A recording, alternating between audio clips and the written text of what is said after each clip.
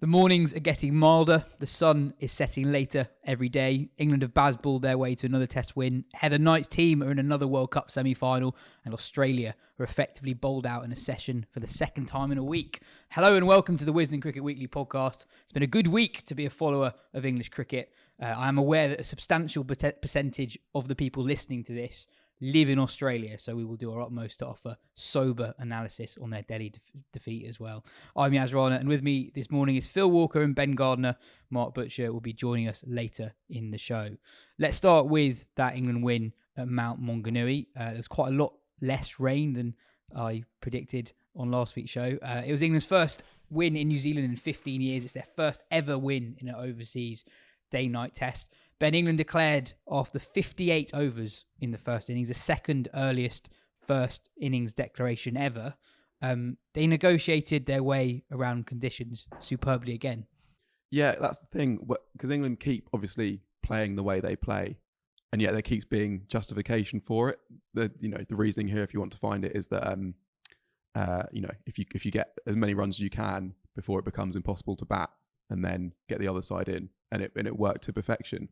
And this was almost the most, along with that first test of the Pakistan series, this was very, very quintessential New England in terms of, scoring 700 runs and no one facing 100 balls in an innings. That's that can't have happened very many times. And contributions from basically everyone. I guess we'll talk about the few exceptions, maybe the sole exception, I suppose.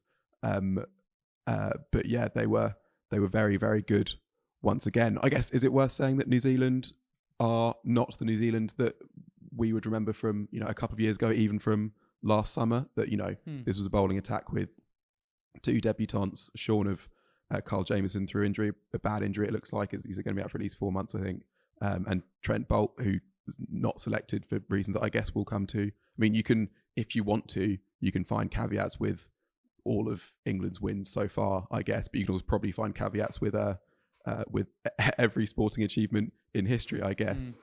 Your voice is about an octave lower than normal. What's happened? Yeah, so I have followed the cricket reasonably closely, especially because it was mostly overnight, and I was at a stag do this weekend, which actually did give the chance to sort of be you're having a good time, and you're also following Harry Brook makes his dual assaults in England's fastest Test 100, and he will get there.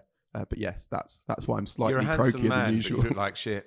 Thanks, Bill. But completely fair point on the New Zealand attack. I think we've said before that when New Zealand were doing really well, whenever there was an injury, the person who'd come into the team, there was a barely noticeable decline. Whereas now, Tickner and Kuggeleijn, who made their debuts, they average mid to late 30s with the ball in first-class cricket, and both have pace, and we'll get to Kuggeleijn's selection in more detail later on. Both have pace, but both are quite erratic. You talked about the negotiating the conditions. I thought the game was summed up with how the two teams went about facing the new ball under light. So England were 79 for 2 off about 16, 17 overs when they started their second innings under lights. New Zealand, across their two innings in the night session, were about 100 for 8 from 40-ish overs. So completely different.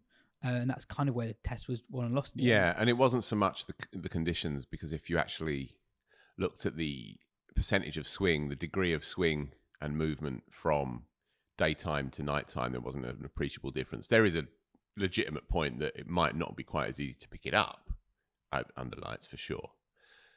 But England showed in that at the end of day 2 that if you can apply yourself against some erratic bowling, then you can score runs under lights, and we have seen that in previous instances. New Zealand didn't have anywhere to go in either of their innings under lights because England didn't let them go anywhere.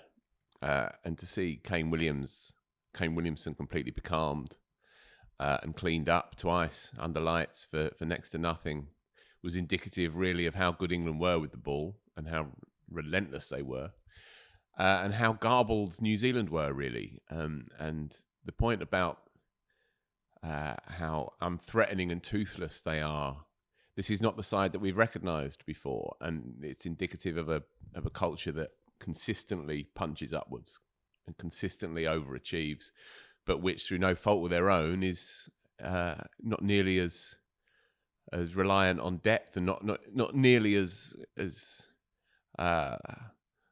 broad and wide a cricketing culture as you have elsewhere, and that's no reflection on them. But you have seen that when you lose one or two champions, there aren't too many coming up behind. Yeah, and I think it's weird. There's not really a sense of crisis around New Zealand cricket that it feels like there could be if this was another team who were, at the highs they were and are now in this sort of slump, because they kind of just accept that, that's their place in the scheme of things, and that's the way that things will go. You will have very good players and a very good team at some point, and then there will be a period of transition, and you wait for the next set of good players, and then you enjoy that while it lasts. I would add, though, that I think some good players and some storied players have not turned up in that game.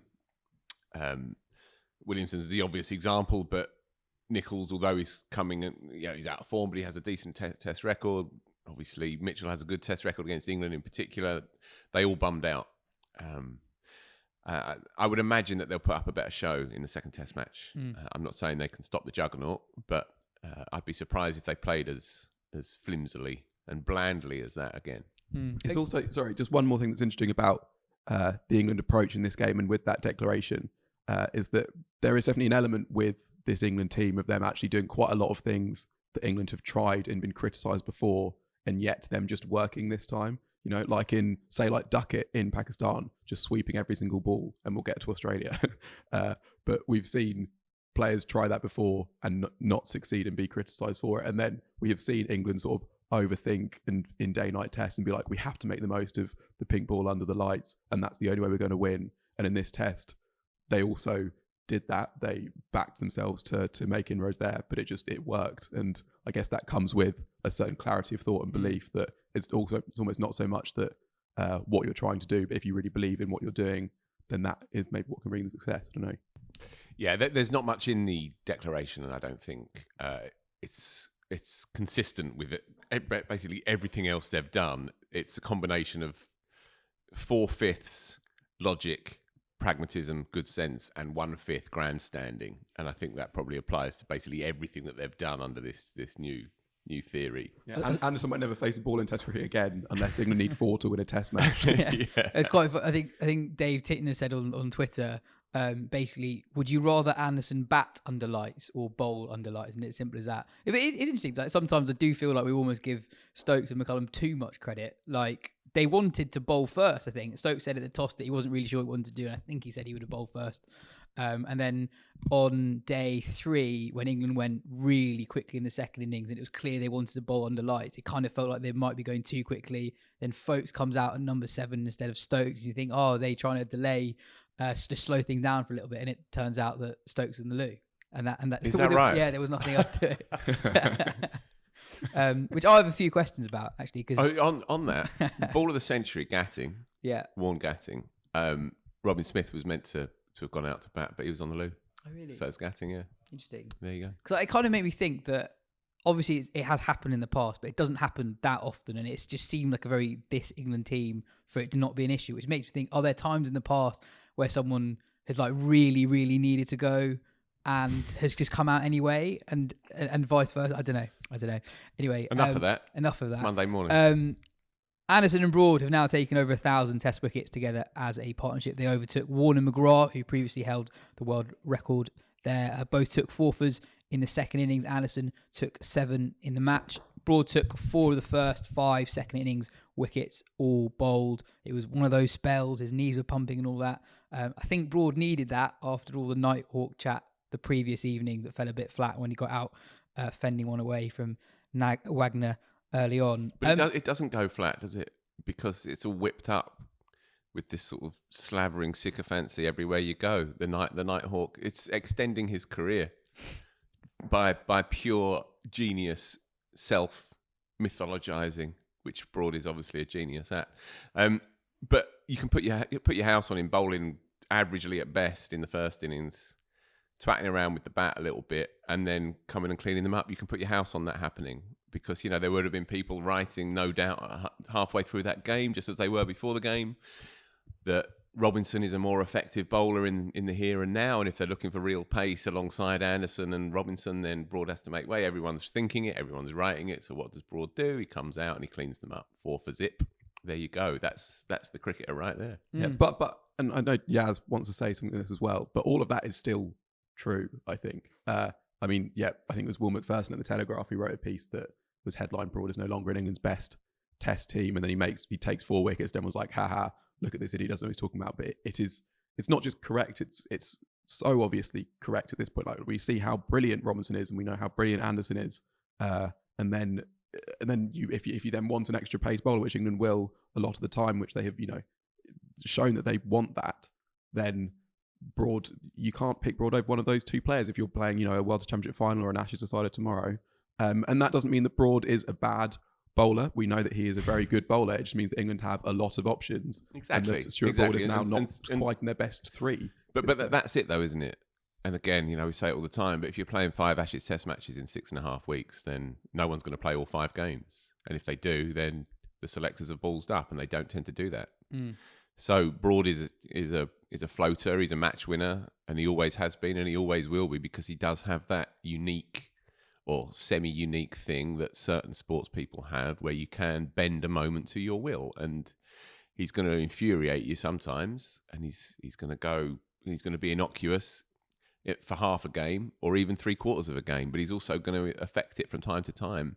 And when he does, he has this innate ability to identify the right moment to do it. And he did that last year. You have to be fair, he did that last year as well, and he's done it this week. And there is a man management question there. We know Broad has responded in certain frustrated ways to being dropped in the past or being left out or whatever.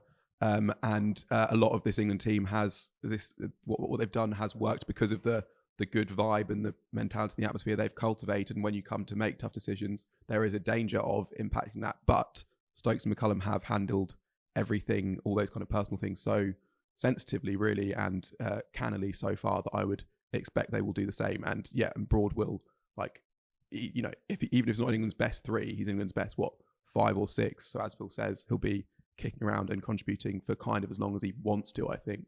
Yeah, I guess this test match, I think, showed exactly why. I mean, I was going to mention that article that Will wrote in the Telegraph.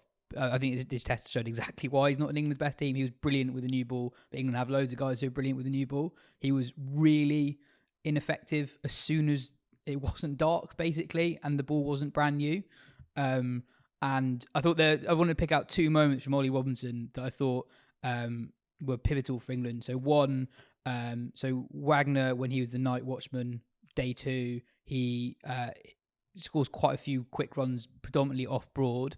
Broad gets him, then Robinson gets Mitchell early on with a really good ball when the ball wasn't really doing much for anyone else. That's a massive moment. New Zealand at 83 for 5. McGrath-like delivery again. Yeah, it really was. And then later in the day, Blundell was putting on a really dangerous stand with Kuggeleijn. England looked pretty flat at this point, and again, brilliant ball from Robinson to get Kuggeleijn just before the interval.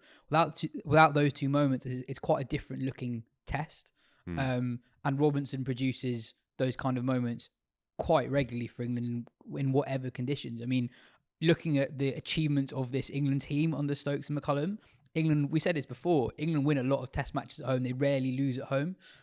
England winning 6 out of 7 in 2022, and England winning, 1 test match at home in 2021. 1 test win in 2021 is a much bigger aberration than England winning 6 out of 7. The thing that is really impressive about the Stokes-McCullum era for me is those 4 consecutive wins overseas. I mean, England's record on flat wickets overseas is appalling, right? Haven't won a test match in Australia since 2011, haven't won a test match in New Zealand before this since 2008, haven't won a test series in West Indies for years, nearly 20 years. England never won a test match in the UAE. Is on those wickets, England have recently been really bad at winning, and Robinson's such a big part of that. He's almost like a mystery spinner who controls it, and he's played 15 test matches now, or maybe started more, but he averages less than 20 and he's played in Australia, Pakistan and New Zealand. He's comfortable taking the new ball, he's comfortable being first change. I think he allows this England team to do a lot better quite quickly without actually having to think about how they need to do much better. I think a lot of the credit that Stokes gets, quite rightly, for them being better at taking 20 wickets is completely fair, but a big part of it is he's got Ollie Robinson. And even when the Ashes went badly last winter, Robinson, with all the fitness criticism, was still averaging 25. So I think he's a absolutely huge part of the team's recent success. Here. Have another coffee. Pardon? Have another coffee. Because England do this every test it isn't new anymore that they score so quickly. But it was another really good test for Duckett, really good test for Brook. Pope played well, Folkes played well. There's quite an interesting point made by Frankie Mackay on the commentary coverage of the test. She made the point that the guys who seem to be doing better for England are those who score quickly, naturally, in a relatively low risk way, and Brook in particular does that. I thought the way he played Wagner was extraordinary. Wagner has, we all know that he loves bowling short. That's almost his stock ball when it's flat. And the way England played him, particularly Brook, where he just backs away and just swats him straight, was absolutely. But also Pope as well. I mean, he stuck him in the stands 3 times in the first hour. Yeah. And this is Ollie Pope, who's meant to be a kind of rounded English archetype. But it just shows the raw talent that is now flowing through the team. Joe Root is probably the one who, by his own admission, has perhaps found himself between various different theories. Out reverse scooping in the first innings and reverse sweeping in the second. Yeah. That said, I mean, I think he'll be okay. I don't think we need to worry too much. But it was interesting that he did say after the game, as you mentioned before the show, that he's perhaps got swept up in it a little bit and mislaid the theory that's got him to where he is a little bit, or it's got maybe slightly confused. He's just maybe got a little bit ahead of it all, whipped up in it all. He doesn't need to, because Joe scores quickly anyway, and he does it immaculately and exquisitely. There's absolutely no story to play with Joe Root at all. But it was interesting that he did acknowledge that, and that he said that first innings dismissal was the kick up the arse that he might have needed. Yeah, I think he's maybe been playing it a bit like T20 cricket when you want him to play it like it's ODI cricket, possibly. Yeah, well, he said to me last summer, I'm interested in reframing what it is to be a test match batter. And that's great, and it's a good line. And it's good that a cricketer, having achieved everything that they can do, and he has, is still looking to try and create something fresh and new. But also, you have got there doing what you've done. So sure, push the boundaries to an extent, but still be faithful to your own genius, and don't garble that genius too much. Yeah, I mean, it sounds like he will get there on his own, and I hope he does, because it would be soul crushing to have for someone else to have that conversation with him. Like you've carried England for like a decade when no one else has been able to buy a run. Basically, you've been the only good batter. You've done it actually in quite a proactive style, and then someone comes in who makes it fun, who says you can all do what you like. But Joe, actually, if you could still just be sensible, that would just be so cruel, basically. Like, it's like you've got the model student, the best kid in the class, and everyone else gets to go in the sweet shop. Well, and he's there with his face pressed against the glass, and he's got to eat his broccoli, kind of thing. On model students, you made the point earlier about Ben Stokes and how he just kind of quietly going about his own thing and still being very effective while doing so. Yeah, and another excellent test for him, two in a row after. He's very good on that Pakistan tour as well. And he is, I mean, I guess we're going to have to come to the conversation about Johnny Bairstow at some point. And we had loads and loads and loads of questions about Zach Crawley and Bairstow and where Bairstow fits back in and all of that. And it maybe it's still too early, because the situation you almost need to see what the situation is when Bairstow is back fit and available. And you almost can't answer it until then, because people will score runs and struggle. Oh, don't be such a bore. You want to talk about it anyway. Well, I mean, if it didn't take much convincing. if Bairstow are available for the next test, I guess we can have that theoretical discussion. Maybe that we did have more than 50% of the questions were on it. I mean, one from George. He said, laying in bed, reviewing the latest test in my head, and given Zach Crawley's continued struggles in the previous form of Johnny Bairstow, would the braver decision be to drop Crawley for Bairstow when he returns to fitness? England have got 99% of their decisions right during the Bazball era, so there's surely nothing to lose, right? I think we know where Phil and Ben stand on Crawley, but this is a very specific question that isn't on, do you think Crawley's a good batter? Well, that's the thing. So I actually have a question for you, Phil, about this, which is, so obviously we've discussed in the past, I would leave out Crawley, you would leave out Folkes, and that's fine. But my question is, say Bairstow is back for the first test of the summer. If Crawley continues to struggle between now and then, is your thinking that you back Crawley kind of no matter what, or is it that you think he is good enough that he will make good of it in time, essentially? Is that like a long-winded way of saying would I pick Bairstow instead of Crawley? No, because I think it's more like how sort of dedicated to Crawley are you in a way? Is it that you think he is worth investing, say, another 5-10 test matches in, or you think that he is on the verge of cracking it and that will happen by the time Bairstow's back? Well, the first thing I'd say, being evasive, is Duckett's only been a test opener for 5 minutes as well, and he's done really well. And he's played nicely in the first innings here for 80 odd. But he's only played, 4 games as an opening bat? And since he's come back in, sorry. Yeah, since he's come back in. And he did well in Pakistan, as did Crawley overall, Quite a big difference, though. Yeah, to a point. I mean, he played one more good innings than Crawley. No, he didn't. It was like three. He made 60, 80, and 80 in the second 2 tests. And Crawley made 100 and a 40 and a nothing and a nothing. Yeah. Yeah, okay. So, all right. So he's played better than him in a very, very short space of time.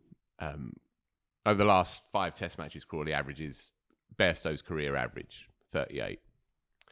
But Duckett, fair play, he's doing well. But there is no guarantee that Duckett is now England's opening bat. So I think the question of where Bairstow comes into the side can apply to Crawley's place as well as to Duckett's place, personally. On the Crawley question versus Bairstow as an opening bat, the idea of bringing Johnny Bairstow back to open the batting for England in the Ashes is totally conceivable now. And in the current setup, totally legitimate. And I see that, of course. There's no guarantees it'll work, of course. Bairstow's never faced a red ball as an opening bat in his life. And was in and out of the side for a number of years, basically because he was defensively fallible against the moving ball. And the numbers were quite stark a year and a half ago. To straight balls, it just wasn't happening for him. And to those who say that, well, he's done it in white ball cricket, well, that's very true and self-evident, but the white ball swings for 2 overs and after that it sits up and begs. So I don't think it's quite a fair comparison. So Bairstow averages 37 from, I think, 89 games, something like that. He's also, of course, a baseball phenomenon and probably the purest distillation of that theory going, and plays with a freedom from number 5 that he's probably always wanted to have, but he's only really now comfortable playing the way that he is. And the nature of that setup and his position in it, in the slipstream of Joe Root, liberates him to play in that kind of way. Opening up against Cummins and Hazelwood with the Duke's ball in England is probably the toughest assignment, probably outside of a ragging Turner in Delhi, as it gets. Johnny Bairstow's a natural middle order player and has only ever done his work as a middle order player. To come up against those two in England with the Dukes is a borderline impossible assignment for anybody, let alone a player who's never done it before. So then you come to Crawley, who likely will struggle in that series. Duckett will likely struggle too. And Bairstow himself, if he is given the gig, would be up against it also. I can see it happening, and I would respect it happening totally. Either of the openers can make way, for sure. But given the randomness of it and the obvious gamble of it, I would probably, rather on balance, go with a promising 25-year-old potential match winner who might influence a couple of games from up top than go with an inconsistent but thrillingly talented 33-year-old who's had a broken leg and you don't know what kind of state he'll be in 3 or 4 months' time. So that's probably where I'm at with it at the moment. But as I say, it's totally conceivable and totally legitimate.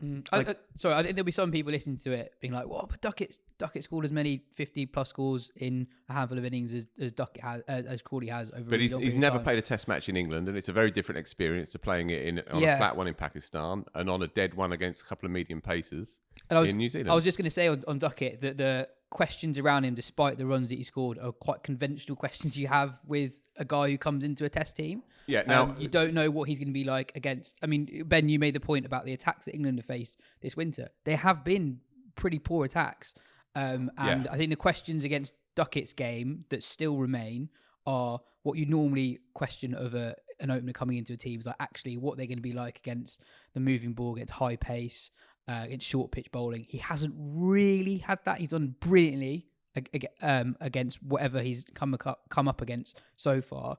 Whereas Crawley's questions are just, as we've said for ages, just very different than normal players. However, I would still say, despite all that, I think Crawley is so vulnerable to the moving ball early on. And those caveats against Duckett this winter also apply to Crawley this winter, and Crawley has worse. And Crawley really struggled against Southey in the first innings in particular. He basically was out 3 times in 14 balls, and I was just thinking, I think he's going to really struggle. And I think Duckett might as well in the summer, but I basically think Crawley's not an opener. He's not a Test opener. I think he would get. I think he'd have a really good chance of a successful Test career if he was down at 5 or 6. But he got his opportunity up top, did okay-ish, and he's kind of stuck there. I'm just not sure it's the best place for him. Yeah, I guess there's I've got 2 things to add really. Firstly is that you don't have to bring in Bairstow as an opener. I guess England could get even funkier, or not even funkier, but rejig things more. I think if you look at that team, in a way, I think the one who is the most likely to have success as an opener would be Harry Brook, but you have the most to lose there. So I doubt they would do that. You could also, Stokes might think like, well, if it is just about going out and being ultra aggressive, and if it comes off, great, and if not, well, lots of people get out to the Duke's ball, he might think, yeah, I might give that a go myself, sort of thing. That it's not just a Bairstow versus Crawley opening thing, is what I'm saying. You could bring Bairstow back in and push someone else up to open, possibly. The other thing I'd say is that I think we deserves giving Duckett a bit more praise just for that innings in the first innings. I think that's the most important innings of the game, I think, right? In the with how this, with everything that surrounds this England team, I think teams will be almost not quite licking their lips, but thinking that they would really love to be the one to, bring it all kind of crashing down.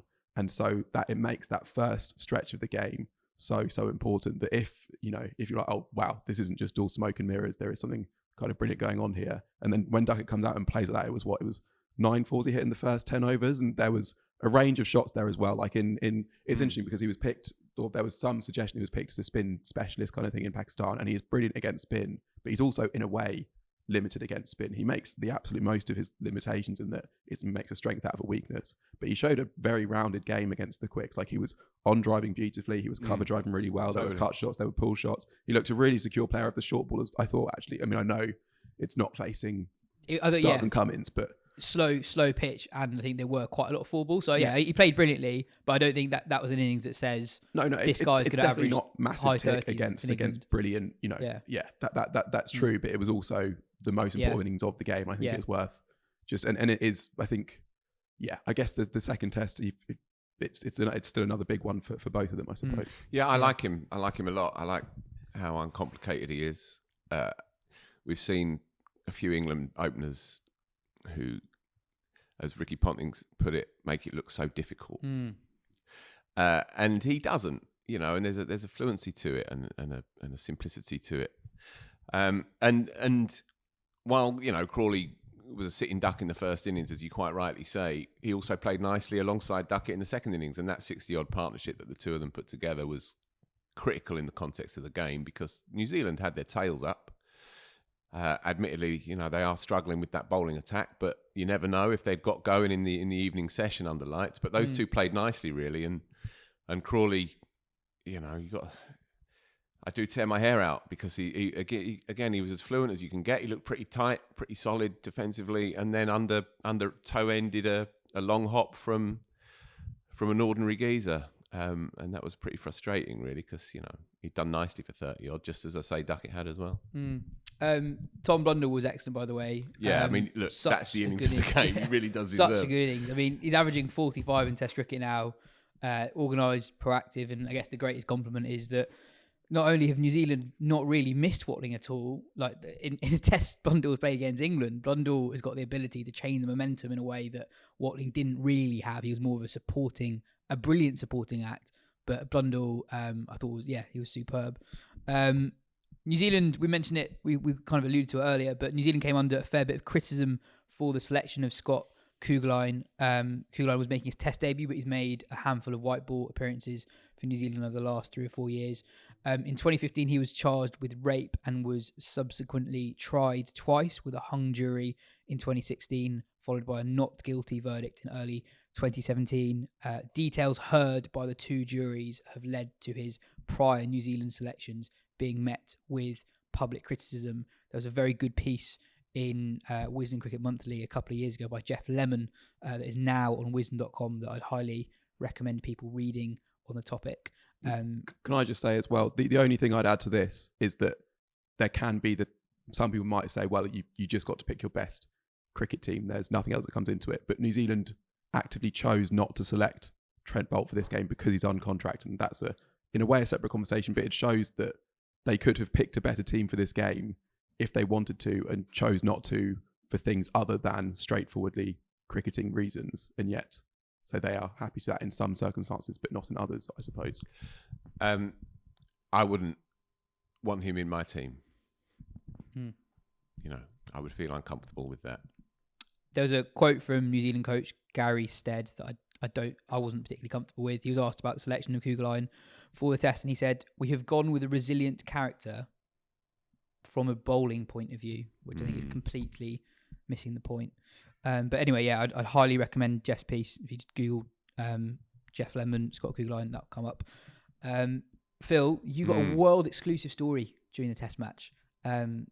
You were fascinated by the shoes that were worn by the BT Sport pundits, and then you did a bit of sleuthing to work out what was going on. This is my finest journalistic moment. So I've been morbidly fascinated by pundit shoes for quite a while now, because every time you turn on one of the paid for channels, you have these bizarre looking shoes with a kind of a big white sole and like a blackish leather covering, and they sort of evidently they probably do the job of being a kind of dressed down smart shoe. So it gives the impression, because cricket and football is now kind of buoyant and it's all a little bit jolly and so on, and so these shoes they fit right in there, and you see everybody wearing them, from Jermaine Genius, Jamie Redknapp in the football, and now all cricket pundits wear them as well. And I've been wondering how these things have come about, and if you have to sign a contract to wear them. It's very strange. Anyway, on the cricket on BT, and it was a good show, by the way. I quite enjoyed watching it. Matt Smith, the presenter, Alistair Cook, and Chris Wokes. And on day 2, they were all wearing exactly the same shoes. And so you lot were telling me, ludicrously, I had nothing to do with this. Joe Harmon and you, Gardner, you were telling me, well, they get given them, don't they? When they turn up in the studio, they get given these shoes, as if this is literally the uniform that they have to wear in the studio. And I found that hard to believe. So I texted Chris Wokes while he was on the telly, and I said to him, good work, mate, but just clear something up for us. Do you have to wear those shoes? And he said, no, don't be ridiculous. Just that by chance we were all wearing the same ones. Anyway, day 3, tune in. Friday night, Saturday morning, and he's changed his shoes, Wokesy. He's gone out and bought some box fresh whites, and he's changed his shoes. So I texted him again about 2 a.m. I said, you've done that just for me? And he said, yeah, mate, just for you, mate. So there you go. So it turns out that Christopher Wokes is master of his own footwear until I tap him on the shoulder and tell him to change them. I wonder what other kind of influence you could have on the fashion sense of various English cricketers. What could you get him to wear for the second test, Phil? Well, he's not on. Steve Finn's on instead of Chris Wokes. I thought the coverage was really good. It was. Cook is becoming a really good pundit. He knows the game, surprisingly enough. But he's becoming a more polished deliverer. But also in terms of, I think you could tell there were points in the test match where things weren't going great for England. I think one of the great tricks of this team is sometimes it just feels like it's going better than it actually is. There are points where you're like, actually, New Zealand get one more wicket here. They are definitely on top. That period when Stokes was on the loo and Folks comes out to bat, if England lose another wicket there, New Zealand are massive favourites because the pitch is pretty flat. England use a new ball, not under lights. And I think Cook's very good at explaining the thinking of the England dressing room. I also really enjoyed how he kept on calling Chris Wokes when he was right next to him. Lovely. So as Chris Wokes said to me, he goes, Wokesy. He kept on getting really frustrated himself for doing that. Anyway, let's hear from Butch on the test match, but also his time out in Pakistan. Butch joined us from Pakistan. Butch, in many ways, that was a very impressive England win. If you're being hypercritical, though, England played a test match on the same pitch, same ground 4 years ago. They scored more runs in that game and still lost by an innings. England obviously did really well to take as many new ball wickets under lights as they did here. But we've talked about it before that actually it's some of the more senior England players England might not be getting the most out of as they take this hyper-aggressive approach. And Root made some interesting comments today about potentially not getting the tempo quite right. And you famously brought the topic up with Stokes himself at the end of the Oval Test match. Yes, yeah, I did. I got booed as well by the Oval crowd. I don't think they listened to what I asked him specifically, but yeah, it is interesting. I mean, I suppose looking at it from a completely positive point of view, how much more potent are England's bowlers now than they were then? Even given the fact that that Anderson and Broad are still the ones with all the potency, but just that change of mindset in terms of putting the opposition under so much pressure in terms of trying to take wickets as opposed to trying to contain. And also, I'm guessing that oppositions now are kind of, it must go in the back of your mind as an opposition team or an opposition captain that you're kind of crapping yourself all of the time, thinking to yourself, oh my God, they could get 500 in a day, and how that plays around with your thinking and the way that when you've got bat in hand, does it make you a little bit sort of nervy? Does it make you think that you've got to match that sort of tempo, or does it make you think, oh my goodness, we can't afford to kind of give them a chance here? And then with the ball in hand, it kind of it puts you on the back foot before you've even bowled a ball. So all of that that sort of different way of thinking from England will have an effect on the opposition, even if they score below par on what looked to be a pretty good pitch.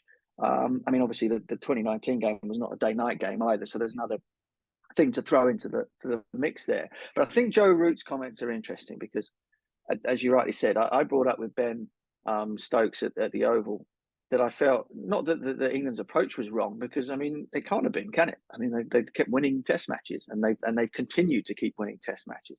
But that for certain players, and on that occasion I was directing it at the captain, and the way that he was kind of giving his wicket away and perhaps selling himself short as a run maker in the side. And now Joe Root, who's destined to be England's greatest ever run scorer, is finding it a little bit tricky to kind of go out there and maintain the mad tempo that they're trying to go at.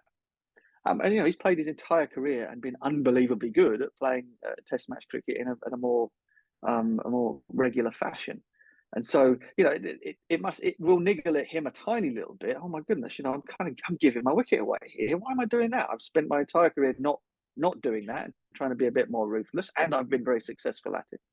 So look, I wonder, and part of the reason why I asked Ben that question was it, is it the case that perhaps some of the more senior players could still be playing a slightly less gung-ho fashion in order to knit things together and allow the other lesser players, in inverted commas, and certainly don't put Harry Brook into that category, expect them and be happy for them to go out and be more expressive, and I think that the whole thing is still evolving.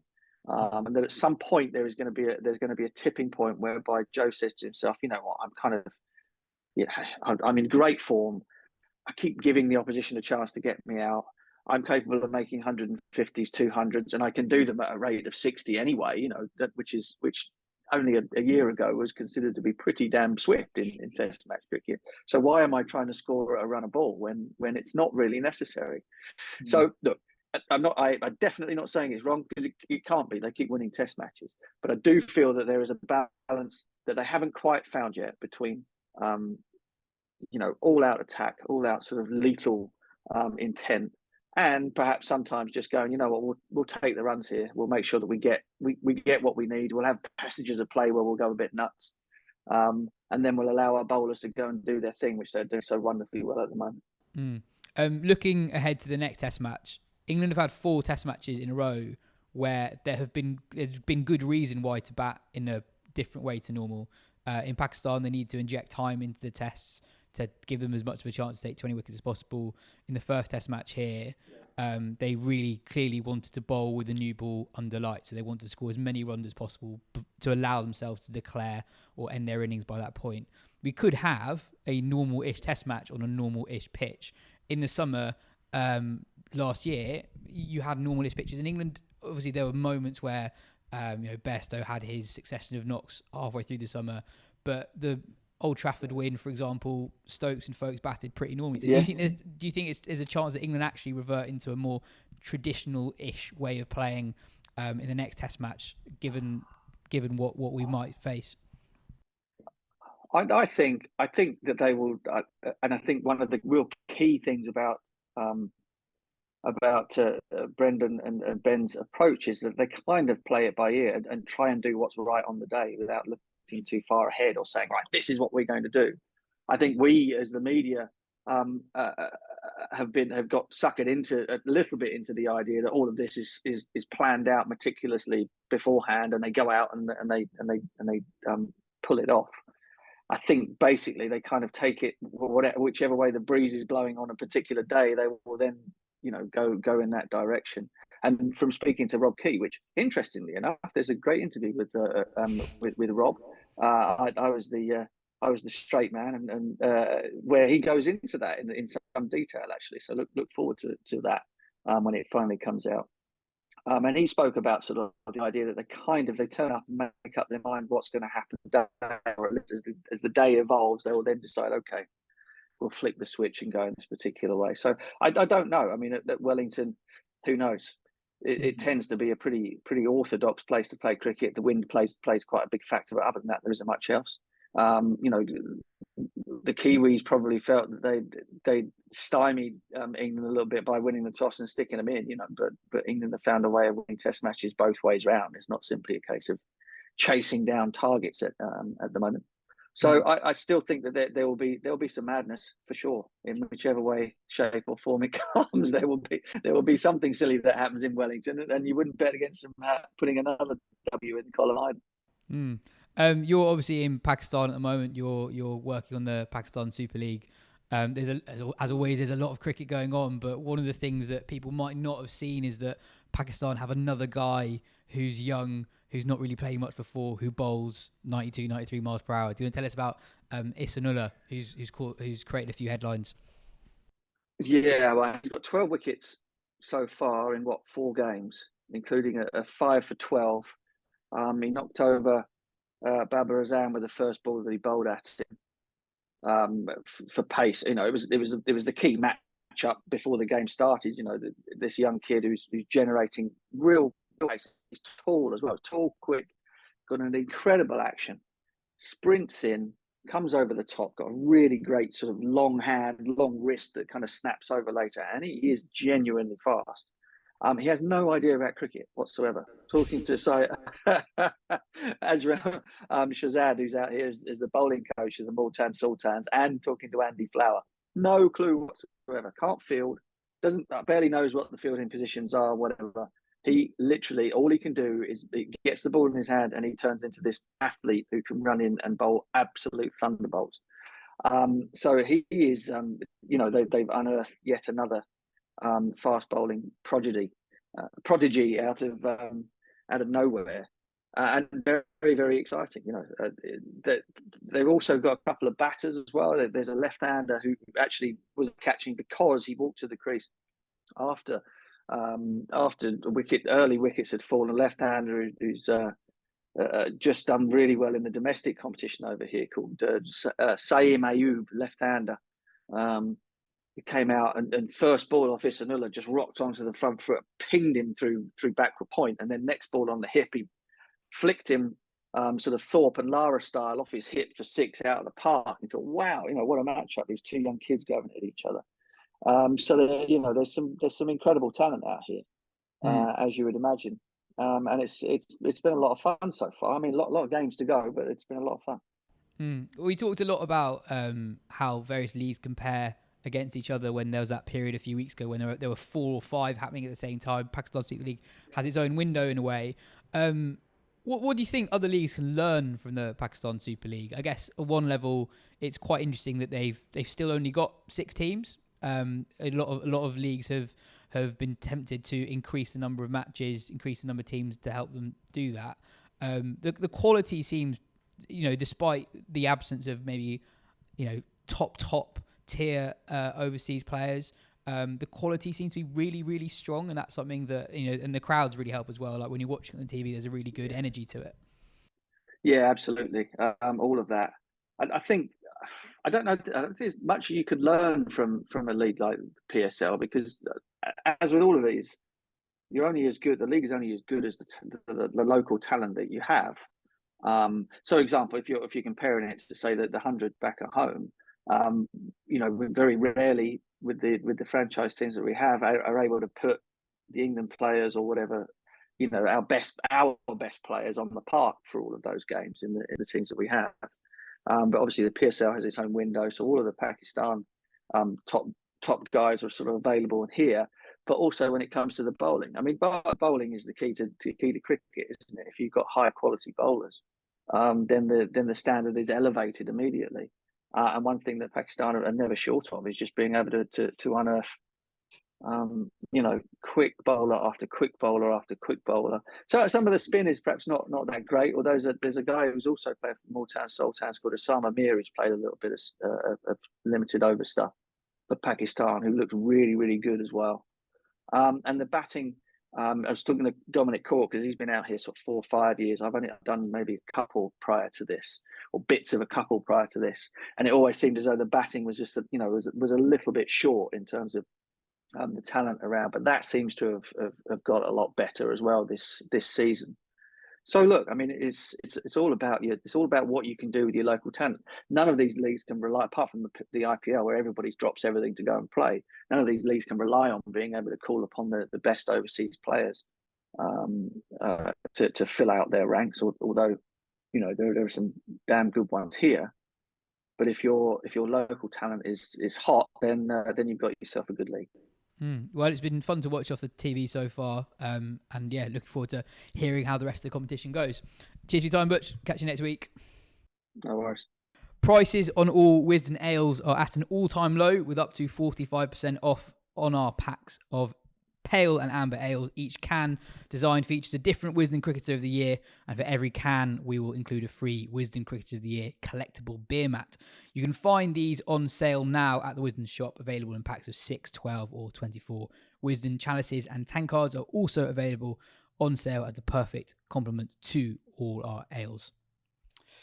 India have retained the Border-Gavaskar trophy after about 5 days of cricket, with Australia basically losing all 10 wickets in the second innings in a session for the second time in 2 tests. Jadeja took 10 in the match.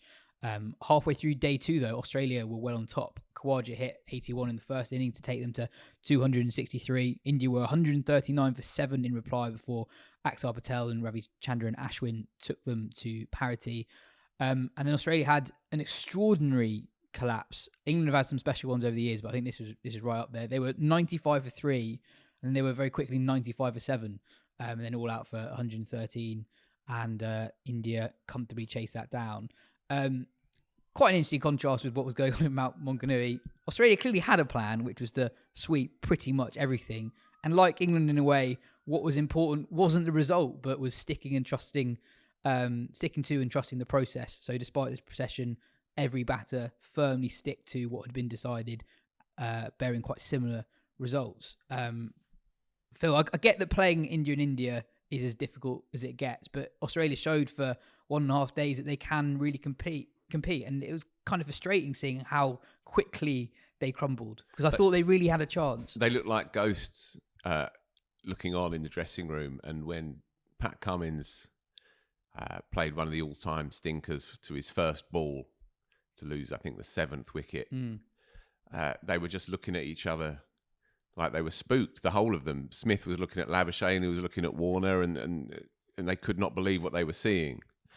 It was an all-time classic collective psychological collapse. And books have been written about a cricket collapse, a batting collapse, but this was a vintage one. and it was like they were all locked in the same kind of fever dream almost. Got to sweep, got to sweep, got to sweep. And it became more and more ludicrous the further it went.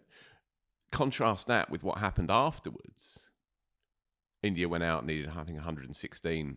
Sharma hit one of the all-time great 20 ball 30s. It was like Len Hutton at Sydney. It was just sensational.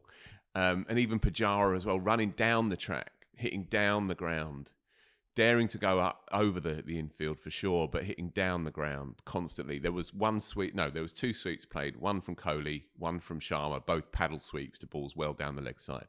There was nothing across the line. There was nothing from outside off stump. There were no hoiks. There were no slog sweeps. There were no reverse sweeps. There was nothing of any funk or fancy whatsoever.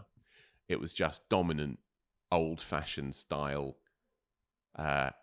brilliance against the turning ball. And, that's it in a nutshell. Australia, just like with England, they don't really have the wherewithal to deal with it. And Indian batters, of course, are reared on it. And they also have the absolute clarity of mind to go and play in that kind of way. Whereas Australia seemed like they were caught between 3 or 4 different theories and ended up just collapsing on the floor in a heap. Sorry, a couple of things on it. Pujara and Jadeja were asked about Australia's plan after the game, and both categorically said you do not sweep when the bounce is inconsistent like that. You would think that would be pretty evident. I mean, that's a truism. Mark Wall was saying that on the commentary throughout. So why are they doing this when it's up and down? Every commentator was saying the same thing. Yeah. And I was kind of thinking that Australia team is experienced. There's a lot of players there who've played in India. How have they landed on this? There are some sections of Australia media who have responded to that collapse and said, well, Australia tried to block it in Nagpur and they were bowled out in a session, so they had to try something different. Like, no, for 1.5 innings, they were going really well.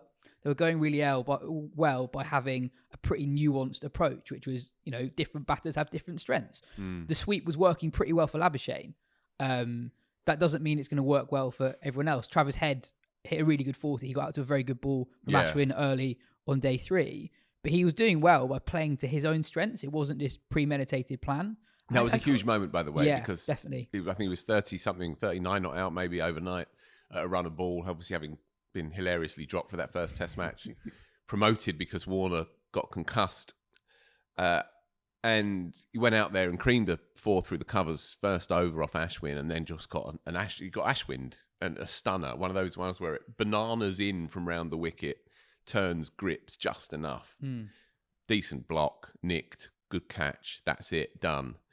And then it begins, and the anxieties just come to the fore when you see that happen. You can understand how garbled the team gets, and you've seen it with many, many good cricket teams. It reminded me actually of England Ahmedabad third Test match when Ben Stokes swept twice and went out second innings and swept his first ball and got lucky, and then swept his second and got bowled, and everybody else was behaving strangely.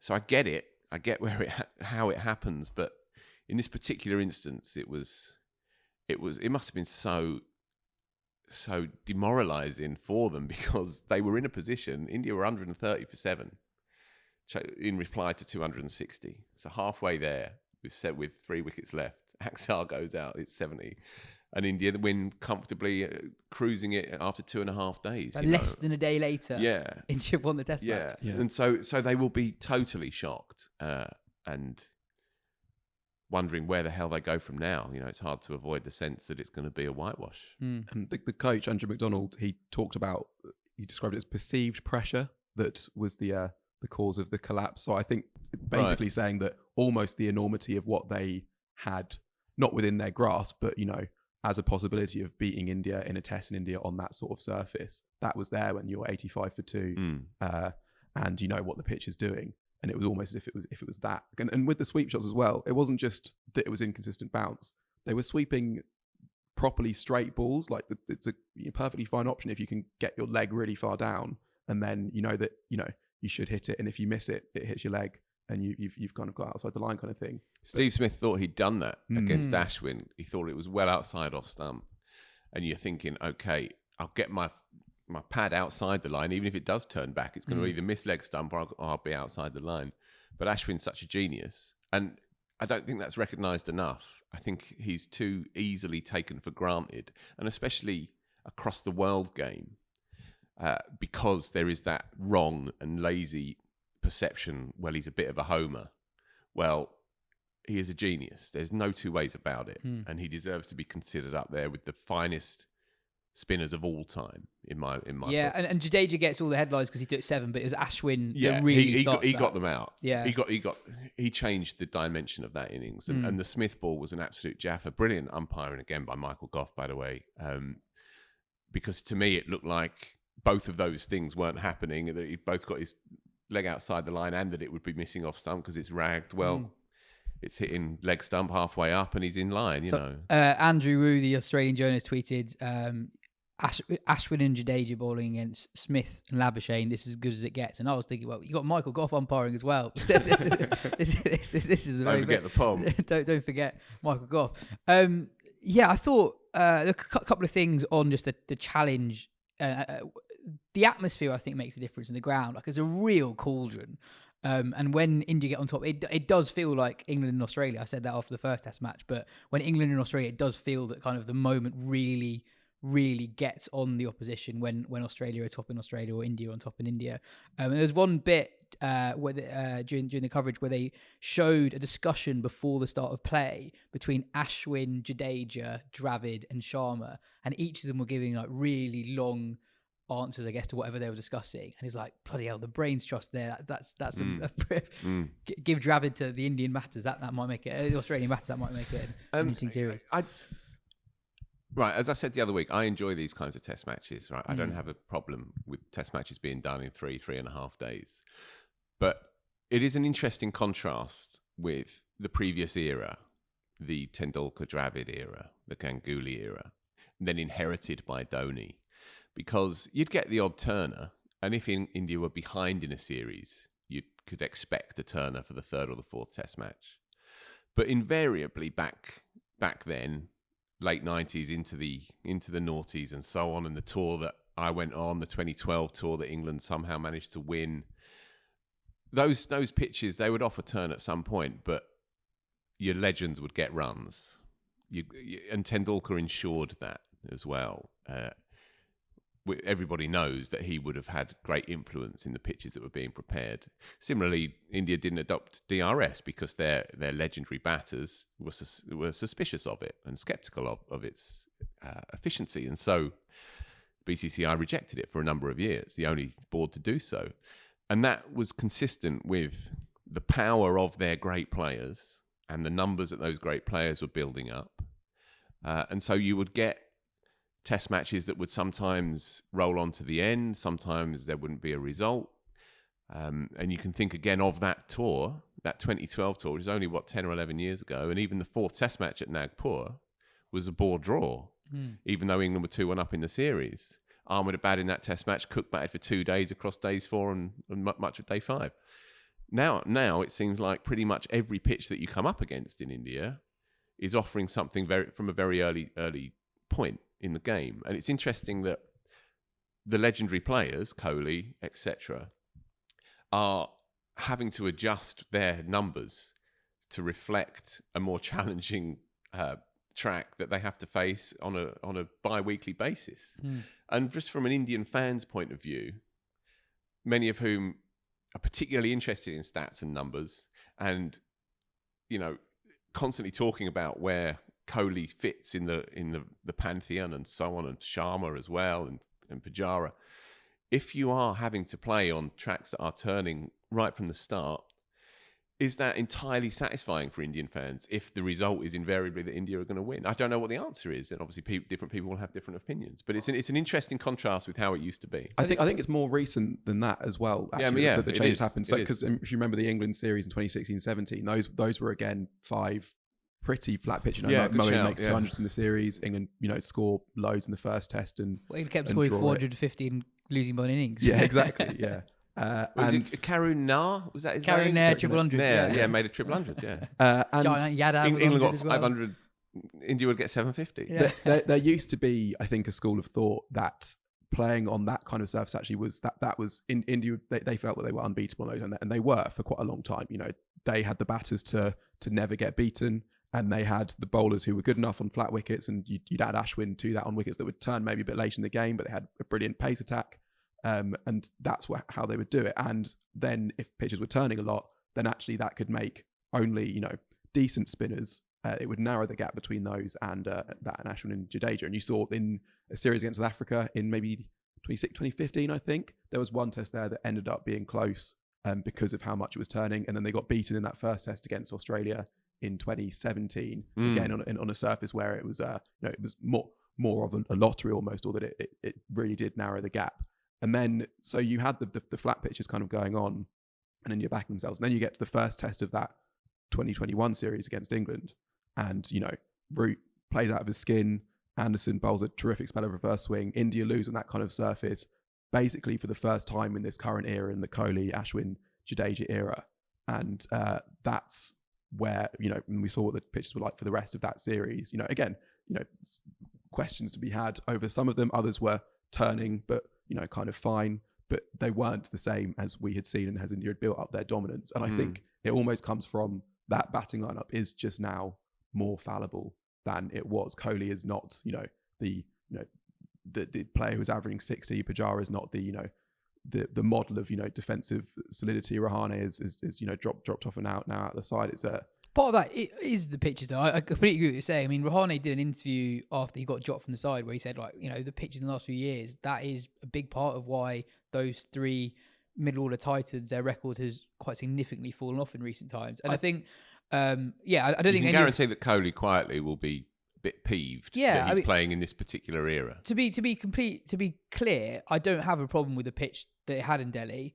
I do wonder though, first of all, from an enjoyment point of view, I like seeing a range of pitches on tours rather than they're quite homogenous at the moment, and I'd like to see these two teams face each other on a pitch like Chennai first test in 2021. We had a question about the World Test Champs final and if it is going to be India-Australia. Which it pretty much will be. Is that right? It's almost certainly Sri Lanka need to win 2-0 in New Zealand for it not to be, which is unlikely. But if they do they qualify, Sri Lanka? I think they've got a pretty good chance of qualifying.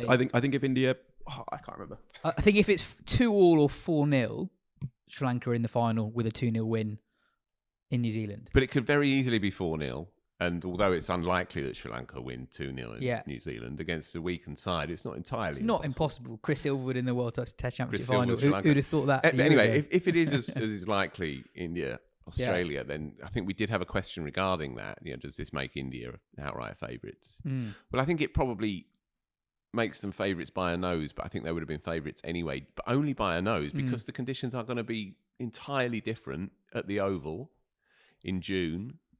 The thing with India that they do have such a versatile team, they've got a gun pace attack, so they can adjust depending on where they're at. But it's a massive equaliser, obviously. But I guess also the question is how this tour ends up affecting Australia, because it is building up to be a real horror tour in quite a few ways. I mean, so Cummins he's flown home from the tour. He might be back from the third test, but he's for family reasons he's flown home between second and third test. David Warner's obviously concussed, but also is it fractured elbow he's got.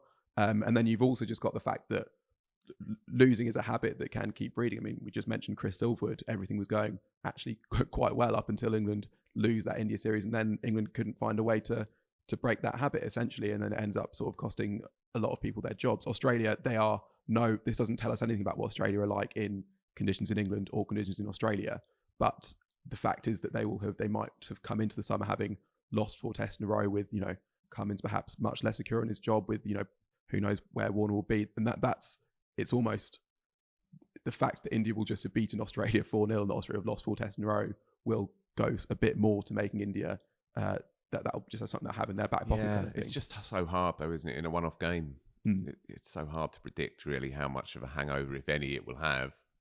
If Australia win the toss on a flat one and get away and get to lunch 60 for 1 or 80 for 1, then I don't think they're going to be thinking about Delhi 3 months ago. Yeah, and also, I mean, we'll do a proper preview in about 3 months' time. Sure. But the oval pitch last summer And Sri Lanka are going to be in it anyway. Yeah, well, the oval pitch last summer, I was going to say, was pretty juicy. It was the least flat I can remember an oval pitch being across the summer. I think they'll make it as flat as they can for this one. Make sure they get to day 5. Nick asks, with India seemingly unbeatable at home, what does the best World 11 look like to give them the best game at home? That's a lovely question. Ben, we thought about this and we did a quick thing on the website. Do you want to reel through the team that we selected? I'm sure I remember it as well. Actually. Well, whilst you're remembering it, I was thinking during the test match, I really want to see India v India in India. I want to see one team with Ashwin, one team with Jadeja, one team with Rohit, one with Kohli. Because they basically have 22 test players, if not more, who have actually done pretty well recently. I mean, India beat Australia in Australia. But yeah, Ben, what is that World 11 to beat India and India? So on the batting lineup, I think there were 4 basic must picks, but 1 controversial omission or a couple controversial omissions. So we had Conway opening. I'm going to come to the other opening segment. We had Conway opening. Obviously, brilliant all-format opener, maybe slightly newer than the others, but and Crawley he's done it in India. Exactly. Yeah.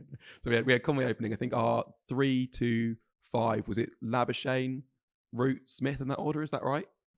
I'm not sure Labuschagne was in it. We went Babar, did we? Yeah. Okay, yeah. So it was Babar. Labuschagne was the one key. You know your audience choice in there. Well, yeah, it was tricky because you had Labuschagne's evidence of the brilliant 100 in Sri Lanka last year, but Babar made a better 100 in Sri Lanka in turning conditions. Obviously, we don't know what Babar's record in India could ever be like. We had Stokes at 6. He doesn't have the best numbers in India, but I think if you're going to beat India in India, you need all the confidence you can get, and you need a general with a plan who can stick to the plan, and that is Ben Stokes. You always pick him as much for his captaincy. He's got a good record with the ball as well in those sorts of conditions. Made 100, didn't he, out there in 2017? He did, yeah, on a flat one. But yeah, the other opener, we were between Tom Latham and Dimith Karunaratne. Tom Latham had a good test in India at the end of last year, I think. But overall has a poor record against Australia, India, New Zealand, the best 3 sides in the world, and a good record. Sorry, Australia, India, and England, the best 3 sides in the world, and a poor record against the others. Karunaratne, I would say, is a better all-round player, but he has a very poor record in India. So I'd pick him. Yaz went Karunaratne. I would go. Sorry, Yaz went Latham. I would go Karunaratne. Keeping, we went for Litton Das. We did go for Litton Das, yeah. And there's a few options there. I mean, you could argue get Ben Stokes in at number 8 just for the strength of his keeping. Get Rizwan in, we know he's brilliant. Mushfiqur Rahim he was the one who lengthened the batting order most, hasn't kept much recently. But Litton Das is kind of combines a very good keeper, good attacking player. Shakib Al Hassan at number 8 or number 7, no, number 8 in the number end. 8, yeah. Yeah, which you need all the batting depth you can get. Obviously, brilliant. No questions there. Leave the other spinner for a second. The quicks we went for. We did go for Shaheen, didn't we? Shaheen and Anderson, I think if you're maximising the new ball, if you're hoping that the quicks are there, they're luxury players in that team. They are there to make an impact and not to do much else. Those are the 2 best players in the world based on what they've done in conditions that aren't conducive to swing and seam bowling. If you want 2 players to take 2 wickets with the new ball, I think you'd back those out of everyone. And the other spinner was this was almost the toughest one because you've got Nathan Lyon, who is the best off spinner in world cricket. He's not Ashwin, and he turns the ball the other way to Shakib. But I think we've seen a lot of Lyon in India, and I know he took 5 in this game, and maybe it would be different now. I'm not sure, but he has not been able to contribute to a team getting this was very close, but we overall felt that Lyon wasn't quite the ones we actually went for Rashid Khan. I think you've got to, if you're picking like you need some sort of X factor here. That if you just pick players who, and he has a very good test record. He has actually done stuff in India, not against India, but when Afghanistan played test there, he's done very well. Even against Bangladesh, he took 11 wickets in a game, I think. You're getting a lot more hits with Rashid in your side than you are Nathan Lyon. Yeah, I think it was a genuine thing. I think that I was the one who's pro. I was anti-Lyon just because he's played a lot in India and he's done okay at best overall. But you need your spinner to be winning you the game, really. And Lyon has yet to be a match winner in India. There have been spells here and there which have been excellent. He is a brilliant bowler. I'm not questioning that. But if there is a chance that Rashid Khan might be the match winner in this team in a way that maybe Lyon is less to know, and that sort of thing. In fairness to Lyon, it wasn't his fault they didn't win this Test match. Yes, that's true. England and Australia are through to the semi-finals of the T20 World Cup. India are likely to qualify in second place from that England group. South Africa are likely to qualify from that Australia group despite the opening day lost to Sri Lanka. It was a very good win for England the other day. They beat India despite Renuka Singh taking 5 for 15. That result means they should avoid Australia in the semi-final. Paul asks, this may seem a bit churlish given that England have won every game so far, but I think England need to make a couple of changes. I think it might be time to drop Danny Wyatt and Catherine Sciver-Brunt. Wyatt has never been consistent, but I can't remember the last time she made a contribution at the top of the order. I thought after the 50 over World Cup that Sciver-Brunt should have retired. She struggled then, and I think time has finally caught up with her. I'd bring in Maya Bouchier and move everyone up one place. I doubt Capsey will be intimidated by opening the batting. I'd probably select Davies over Cross for the seamer role. Ben, what do you think? Yeah, I'll take it one by one. On Wyatt, I think she's fine, to be honest. I mean, she's never been the most consistent, but there's a few things in her favour. One, if she does fail, she's not failing in a damaging way. You're looking in this tournament, she made 11 off 9, 6 off 13, and 0 off 1. None of those have actually harmed England, really. I mean, that's kind of the nature of T20 cricket. She's not going to get stuck. Her record last year was actually kind of fine. I think she was averaging, mid-20s, striking in the 120s, 130s, which is fine. It's okay for an opener, especially when England bat as deep as they do. I think the main thing in her favour is that they know that she can, on her day, make a big, quick score against the very best attacks in the world, which is not something you can say about every player in the England team. They hope they all can, but they don't know it about all of them. And, you go back, you don't just go back to the 2 centuries. She made a brilliant 89 in mid-2021 to chase a total against India. She made a 70 against Australia at the start of last year. I think she's fine. And Maya Bouchier has, much less off that behind. She's actually played quite a lot for England. I know she's been a bit part player in the game she has played. But that's she's kind of the point, actually. Yeah. Yeah. Yeah, to have the same innings. Sciver-Brunt is much trickier, I think. Firstly, she's not really an all-rounder anymore in the way that she used to be. There was a stage where she was a very, very valuable T20 bat. She's not at that level anymore. She might still on a day whack a few, but that's not quite the case. She actually had a very good last year in T20 eyes, and you are kind of going based off 2 poor overs really against India, because her first over was decent enough. And also, you look at the batters as well, it was Smriti Mandana and Risha Ghosh in the final over. Those are 2 excellent batters, and that can happen to a bowler. But you can't hide a bowler in T20 cricket in the way that you can hide a underperforming batter in a way. I know that England have bowling depth, so she might have to bowl her full 4. But that is, England have 7 frontline bowling options. They haven't used Capsey yet with the ball this tournament. Yeah, I guess because you're looking at it's Kate Cross that would come in, and we know with the new ball, Kate Cross, that she might win you a game. So that is a really, really close one. I think I would lean towards Sciver-Brunt but I think I'd also base it a lot on how they're tracking. They've got one more game where they could even play both, give Bella rest, who's kind of definite to play, and see how they get on. But yeah, that is a really close one. I think actually the more interesting team composition selection to come out of this game is Risha Ghosh, who's still batting at number 5 for India. This World Cup, she's got 122 off 86 balls without being dismissed. You could make a case that she is right now one of the most informed batters in the world. I know she's only young, but looking at that lineup, and actually you've got a couple of players above who sometimes will have a bit of a stinker in Rodriguez and Kaur even. They both they can like to get set before going on, and that can harm them. I think Ghosh at 3 maybe, I think that could unlock this India side, I think. I'm getting quite optimistic about England's chances. Australia obviously favourites, but as we said before the tournament, if the pitches do get worse, which I think they will do, England have stuck to that formula of picking all 3 of Eccleston, Glenn and Dean, all of whom are doing well, and also their batting depth is as good as I can remember it ever being, really. So in that India game, you got Charlie Dean at 10. So the batting depth is really there, which gives a bit more freedom to the players high up in the order. And I thought it was a really, really big game for Amy Jones as well. Amy Jones does not have a particularly good record against India and Australia. Or a record in big games. Yeah. So her getting that kind of score that 40. really, really mattered. Completely changed the feeling of that game really after Sciver-Brunt and Knight got England back into it after that ropey start.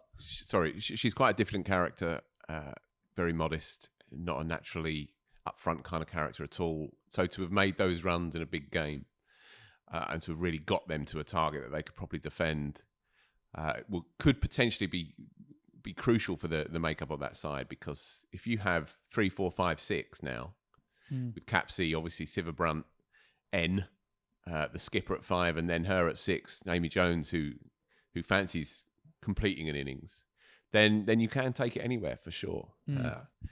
Eccleston, what was it? 4 overs, 1 for 13 or 14, something like that. Basically unplayable in T20 cricket. As good as it gets, good as it's ever been, bowling slow in T20 cricket. And so you're right, on crabbier and older pitches, it's a very, very good, rock solid theory. And they will avoid the big uns in the semi-final. So if they can just hold their nerve against South Africa, against South Africa, probably, then you never know. Yeah, I mean, on to the big uns, they are looking quite good. Yeah, but that's a given, on the point that England have 3 good spin options, so do Australia.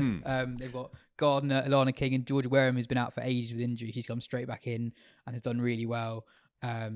They are pretty much using 7 bowlers in every game. So if someone's got an off day, they've got a world class option to bowl to fill the remaining overs. So I'm really glad South Africa are going to be featuring in that semi final, because, as you say, they lost that first game against Sri Lanka, and with all the controversy building into the tournament, but with a rejuvenated public, as you saw during the T20 men's tournament, and it's definitely flowed into this, which has been a really well covered, well supported tournament. It would have been a great shame if the host hadn't made the last 4.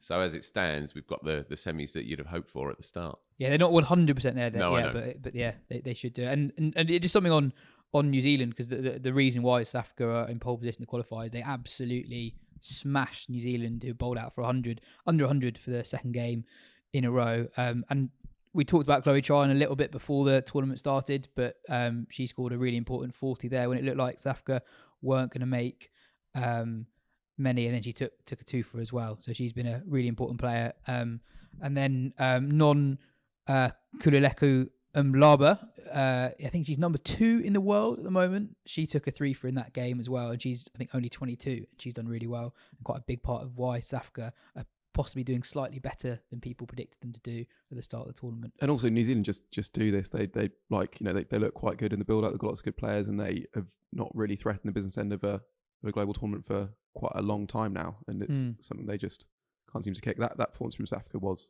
brilliant in that game. Yeah, that was maybe the team performance of the tournament, considering everything they built.